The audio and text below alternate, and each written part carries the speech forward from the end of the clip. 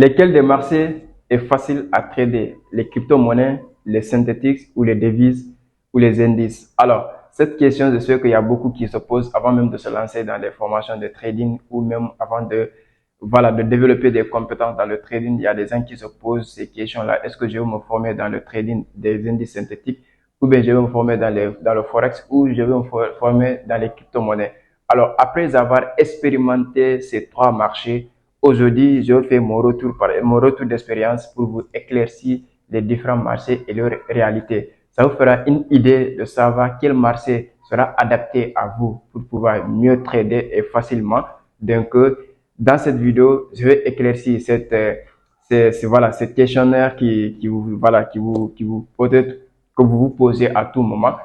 Et si vous venez de me découvrir au travers de cette vidéo, moi c'est Youssouf Diaby, je suis trader indépendant, je suis auteur d'un livre intitulé L'esprit d'un crypto-millionnaire, je suis l'initiateur de Global Market Investment, c'est une nouvelle structure que nous avons lancée tout récemment avec mes collègues qui est dans le domaine de tout ce qui est la finance, donc l'investissement, à savoir les marchés financiers, le trading, l'investissement en crypto, l'investissement sur l'immobilier, dans les transports et toute autre activité diverses dans le futur que nous pouvons investir. Donc aujourd'hui, si je suis là pour parler de cette thématique, c'est parce que j'ai expérimenté ces trois marchés, je trade sur ces trois marchés et j'ai vraiment compris les réalités de chaque marché.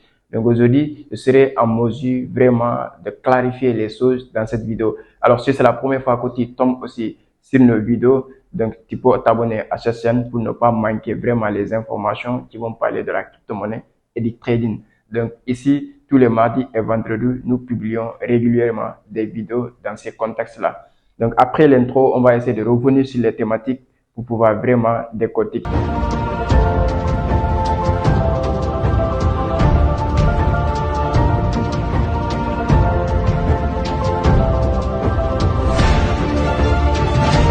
Mais entre parenthèses, je vous fais part de notre conférence qui aura lieu à Saint-Louis le 7 octobre. Si vous êtes de ce côté-là ou si vous voulez vous déplacer pour nous rejoindre, ça sera une journée nationale de trading que nous allons animer. 7 conférenciers, 7 traders expérimentés qui vont faire la conférence. Vous aurez l'occasion de poser toutes vos questions concernant le trading, les crypto-monnaies. Le 7 octobre, nous serons du côté de Saint-Louis. Comment gagner concrètement votre vie grâce à l'Internet et surtout le cas pratique du trading et des crypto-monnaies.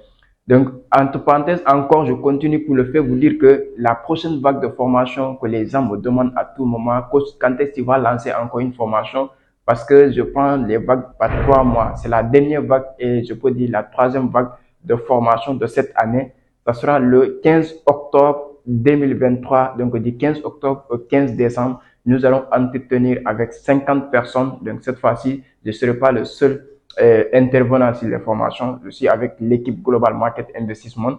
Donc là, vous avez tous, à tous les marchés que vous voulez, donc que ce soit les crypto-monnaies, que ce soit le forex et les indices synthétiques. Donc nous allons vous délivrer toutes les connaissances que nous avons accumulées ces derniers 4 ans sur le marché pour pouvoir vraiment vous donner le choix. Et en plus de la formation, vous allez avoir un accompagnement et on vous aidera. Si vous avez choisi de cautionner un compte Profirm, nous vous aiderons à les valider et vraiment vous pouvez avoir la capacité même de trader avec nous dans notre salle de marché parce que nous aurons une salle de marché que nous allons vraiment travailler là-dessus. Donc notre objectif principal, ce n'est pas se baser uniquement sur les formations. Les formations n'est que la deuxième option même ou troisième option pour pouvoir aider les jeunes à pouvoir vraiment maîtriser les marchés, pour pouvoir bien trader avec nous. Mais nous, notre première option, c'est avoir notre salle de marché, travailler avec les propres firmes. Donc, nous avons notre bot pour valider les challenges, donc les comptes réels maintenant. L'équipe sera là pour vraiment travailler. Et après, là, on va passer maintenant au sujet principal pour pouvoir dire quelle est la différence entre les trois marchés et quel est le marché, selon moi, après mes expériences, le marché le plus vraiment facile à trader pour les traders parce que j'ai aussi formé les gens, je connais la psychologie de ces traders, dans quel marché je pourrais mieux les orienter en fonction de chaque marché, qu'est-ce qu'il faut faire dans chaque marché aussi. Alors, le premier des marchés que j'ai démarré, c'est le marché des crypto-monnaies. Donc, j'ai été trader crypto. Jusqu'à présent, je trade les crypto-monnaies. Donc, j'ai investi sur les crypto-monnaies, j'ai tradé sur les crypto-monnaies dans la plateforme Binance, que j'avais expérimenté beaucoup de mes trades là-bas sur les crypto-monnaies. Et la volatilité de ces crypto-monnaies fait que je gagne beaucoup d'argent si le marché part dans mes sens. Donc, j'ai encaissé aussi des pertes. Mais quand je fais le bilan de mes trades ces dernières années, je peux dire que je suis largement positif donc en termes de gains et de récompenses. Alors, au-delà de l'investissement, je parle ici de la spéculation parce qu'en termes d'investissement, j'ai un portefeuille d'investissement. Bon, j'ai des portefeuilles d'investissement pour le Alvin parce que le Alvin de 2020, vous avez assisté à ça. J'ai acheté des crypto-monnaies. Donc, 2021, après le Alvin, il y avait le bull market qui a eu lieu. Donc, on avait récolté beaucoup de ça. Donc, 2022, c'était la phase baissière. On s'est contenté de la spéculation pour pouvoir vraiment mener cette année. Donc, en 2022, 2020, 2021, 2022, j'ai fait des spéculations en même temps de l'investissement. Donc, je suis holder en même temps, spéculateur en même temps. Mais ce que j'ai expérimenté sur le marché des crypto-monnaies, c'est que c'est un marché qui suit uniquement le mouvement du Bitcoin. Et Bitcoin, quand vous comprenez ce mouvement, quand vous comprenez donc les fondamentaux qui influencent ces cours, c'est-à-dire que quand il y a les Américains ou les banques ou la SEC qui attaquent un peu de façon négative le Bitcoin, vous allez voir que ça fait couler le cours du Bitcoin à la baisse. Et si il y a aussi des événements ou des informations positives sur le Bitcoin par rapport aux banques, on peut voir que le Bitcoin prend de l'ampleur, ou par rapport au dollar américain même, on peut voir que le cours du Bitcoin va évoluer. Et dès que ça c'est le côté fondamental, mais de façon technique, donc il n'est pas aussi facile de vraiment analyser le Bitcoin et comprendre comme les autres actifs, par exemple dans le synthétique ou dans le forex. Mais celui qui s'adapte rapidement et qui essaie de travailler sur le Bitcoin, comme je le dis à Mustapha lors de ma formation, je lui dis que du moment où vous vous concentrez uniquement sur le Bitcoin, vous allez comprendre tous les actifs qui suivent le même mouvement que Bitcoin. Et aujourd'hui, il évolue vraiment à ça. Et ça fait que nous, on a maîtrisé comment Bitcoin fonctionne et comment le cours, le graphique de Bitcoin. Donc, ça fait que tu trades facilement le Bitcoin et tu trades facilement aussi les autres actifs comme l'Ethereum et d'autres qui suivent le même mouvement que le Bitcoin. Donc là, ça fait que sur un marché, que vous avez 2 à 3 options pour gagner vraiment de l'argent. Il y a le côté holding, c'est-à-dire vous achetez des actifs. Donc, vous faites l'analyse fondamentale des projets des crypto-monnaies. Et pour ça aussi, je vous conseille vraiment d'avoir une bonne formation parce que il y a beaucoup de formateurs qui se limitent sur CoinMarketCap, voilà, les TikTok, les capitalisations boursières, ainsi de suite. Mais en profondeur, il y a certains projets, il y a certains détails qu'il faut aller sur certains sites pour pouvoir vraiment avoir les informations. Les CoinMarketCap, CoinCheckup, donc tout ce qui est Mesario, tous ces sites-là vous donnent des informations et il y a beaucoup d'autres sites que je ne vais pas peut-être énumérer ici. Mais ce site vous permettra d'avoir des informations approfondies pour encore d'initier sur les 27 000 crypto-monnaies pour pouvoir vraiment choisir les projets les plus solides et les plus potentiels en fait. Donc ça c'est l'investissement. Maintenant, si vous venez du côté spéculatif maintenant, il faut avoir aussi massivement d'informations et surtout il faut être bon en analyse technique. Et ça fait que j'ai écrit un livre sur tout ce qui est le trading des crypto-monnaies, l'esprit d'un crypto-millionnaire. Donc ça, c'est le titre, mais en profondeur, c'est-à-dire dans le contenu du livre, j'ai partagé toutes les analyses techniques que j'utilise sur le marché des crypto-monnaies, à savoir tous les figures artistes, les indicateurs et la manière dont je tradais de façon concrète sur le marché des crypto-monnaies. Et ça fait que tu utilises ça, tu pourras vraiment devenir un trader des crypto-monnaies. Maintenant, quand nous allons venir maintenant sur le marché des forex. Alors, le marché des forex, c'est le premier marché qui existait en termes de spéculation avant les cryptos. Donc, c'est le marché le plus liquide et c'est le marché aussi le plus utilisé par les traders. Parce que beaucoup de traders forex, ils peuvent trader sur les crypto-monnaies s'ils s'approfondissent un peu aussi. Parce que ce n'est pas aussi les mêmes trucs qui marchent. Hein. Mais là, chaque marché a ses réalités. Maintenant, le marché des forex, il est plus influencé par les annonces économiques. Quel que soit ton niveau d'analyse technique, si tu te bases 80% sur l'analyse technique, tu risques de toucher plus de stop loss que de take profit. Mais sur le marché de Forex, ce que j'ai compris par expérience, parce que j'ai commencé à trader ce marché depuis fin 2021, 2022 jusqu'à 2023, j'ai essayé de trader, ensuite en 2022 et 2023, j'ai tradé aussi beaucoup sur le Forex. Et je me suis rendu compte que malgré mes analyses, malgré les potentiels de mes analyses techniques, il va falloir que je prenne 80% ou même je peux dire même, il faut faire 80 à 70% que je dois octroyer aux informations économiques, donc aux macroéconomiques, microéconomiques, tout ce qui est information qui peut impacter donc l'actif auquel je suis en train de trader.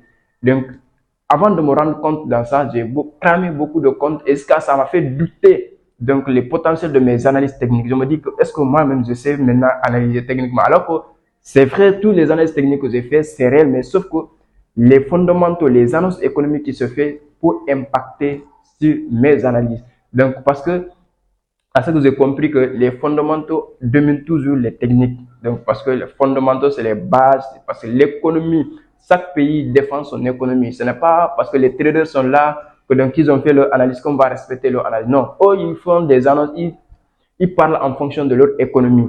Donc, ils sont là pour protéger l'économie de leur pays, pas l'économie des traders.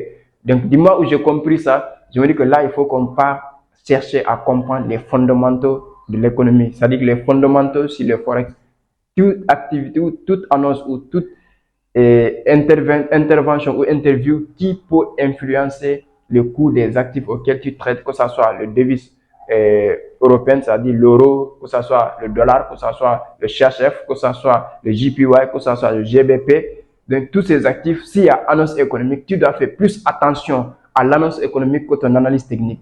Ça, c'est j'ai compris. Et du moment où vous aspirez à devenir un trader de Forex, voilà le conseil que je peux vous donner. Aspirez-vous à vraiment être doué dans les fondamentaux que dans les techniques. Être bien dans le technique, c'est bien.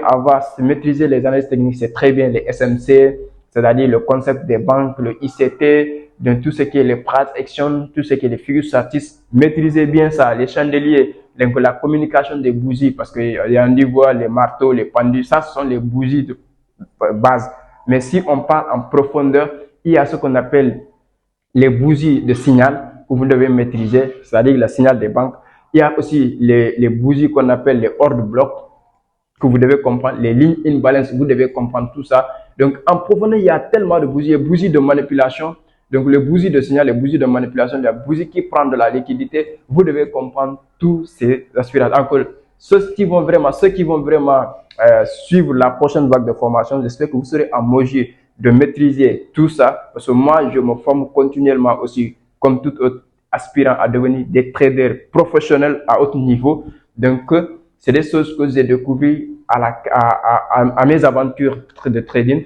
Donc, ça, vous devez vraiment prendre en compte de ça. C'est-à-dire que les fondamentaux doivent être au plus large. Donc, avoir vraiment une maîtrise de tout ce qui est annonce économique. Quand telle annonce se fait, quel sera son impact quand le taux est élevé ou le taux est bas, ainsi de suite. Donc, les techniques aussi, vous devez maîtriser. Et quand vous les combinez, ça va vous donner vraiment d'avantages. Alors, dernier marché, le marché des synthétiques, donc les boom et crash ou les volatilités. Donc, ce sont des marchés algorithmiques, c'est des marchés où il n'y a pas d'annonce économique. Ça, il n'y a pas de fondamentaux là-bas. Tout est basé sur l'analyse technique. Donc, si vous savez vraiment comment analyser et si vous avez expérimenté aussi, parce que même vous pouvez savoir faire des d'analyse technique, vous pouvez maîtriser tout ce qui est analyse technique, mais là, il y a des secrets que moi, en pratiquant, en faisant l'expérience, j'ai compris vraiment que chaque marché a ses réalités, chaque marché a sa manière de trader. Et quand je le fais dans les groupes, je vais même expliquer à mes gars que dans le marché des volatilités, dès que vous attendez le prix dans une zone et que le prix touche la zone la première fois, il a une tendance à revenir tester la zone encore. Donc, dès que vous entrez, vous avez pris le premier profit et que il a fait son premier mouvement, sortez et attendez encore le prix dans la zone encore, il va revenir. Donc, soit si le prix vous êtes bien entré, le prix bouge, mettez vos stop loss à votre prix d'entrée. Donc, mais de toute façon, chaque marché a sa réalité. Au fil que vous expérimentez, vous allez découvrir les choses dans ce marché-là. Le marché des synthétiques, c'est purement algorithme. C'est l'algorithme qui s'inspire des marchés des autres marchés comme le forex et les cryptos pour pouvoir vraiment faire bouger le prix. C'est pas ici les market makers ou les banques qui sont en train de manipuler le marché, ce sont les algorithmes et eux ils n'ont pas d'émotion. Donc trader avec les algorithmes aussi, c'est un niveau que vous devez vous battre parce que eux ils ne sentent rien, il n'y a pas d'émotion. Alors que dans le trading, c'est la psychologie et l'émotion qui diffèrent entre les traders rentables et les traders qui vraiment crament beaucoup de comptes. Donc, malgré votre analyse technique aussi à ce niveau, vous devez faire attention à tout ce qui est émotion, à tout ce qui est la psychologie.